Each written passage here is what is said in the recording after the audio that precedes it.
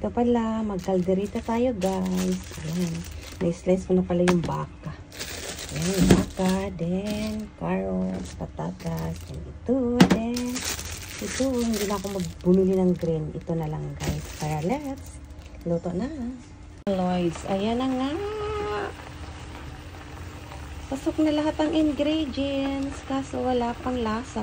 Ayan. Anong tawag nito? Calderita.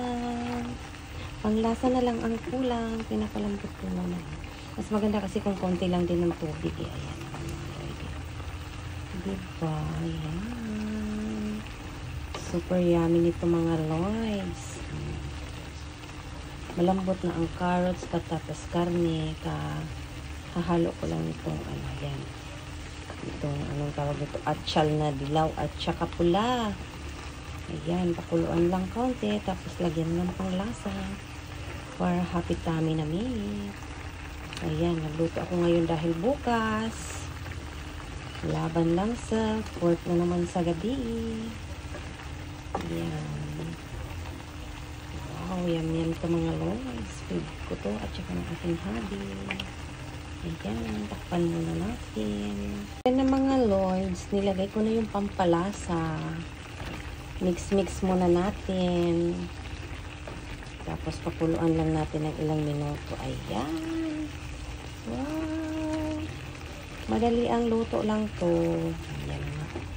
Mas gusto ko to yung lata-lata na talaga yung kanyang ano, yung carrots niya at saka patatas kasi sobrang lasa niya mga Lloyds. Ayan mga Lloydy. Happy tummy na naman ni. Kalderitang baka to mga Lloyds. Maganda lang kasi yung baka dito kasi malambot. Madali lang pakuluan mga Lloyds. Kaya hindi na kailangan ng ano, yung pampalambot na lutuan. Ano, kapit na kapit ka agad yung ano eh. Yung kanyang sabaw.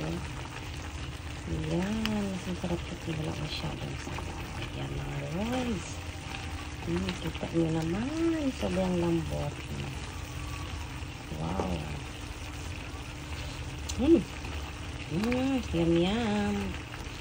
Ayan, ano muna lang takpan sa bit. Guys, it's done na. Kain time na mga guys. Ayan. Hindi mo no? Mutabi na no? Naamtok na siya. Ayan guys. Kain na tayo mga langga.